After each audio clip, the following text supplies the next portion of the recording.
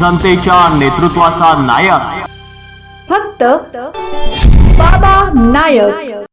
तळोदा नगर परिषदेच्या निवडणुकीसाठी मंगळवारी शांततेत मतदान पार पडले। सकाळपासूनच मतदार मोठ्या संख्येने घराबाहेर पडले असून मतदान केंद्रांवर लांबच लांब रांगा पाहायला मिळाल्या। दिवसभरातील उत्साह कायम राहिल्याने शेवटच्या अहवालापर्यंत 72.8% मतदानाची नोंद झाली। काही प्रभागांमध्ये सायंकाळी 7 पर्यंत मतदान सुरू होते।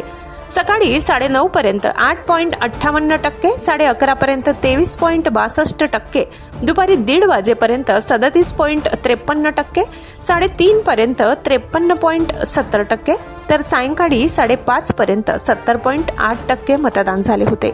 अंतिम आकडेवारीनुसार 9,603 पुरुष आणि 9,751 महिला अशी एकूण 19,354 मतदारांनी मतदानाचा हक्क बजावला।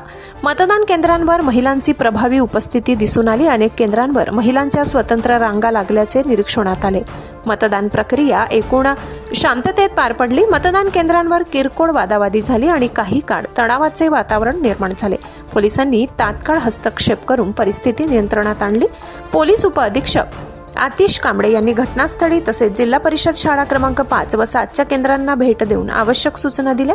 पोलीस निरीक्षक राजन मोरे यांच्या नेतृत्वाखाली शहरात चोख बंदोबस्त ठेवण्यात आला होता।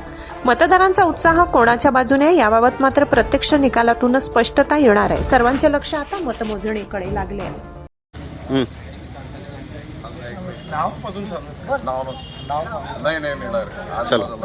नमस्कार, आज माझं वैदिकचं लग्न होतं, पण आधी मी येऊन वोटिंग केल्यावर माझा मतदानाचा हक्क बजावला। Vote for nation, vote for future. सर्वांनी मतदान करावे।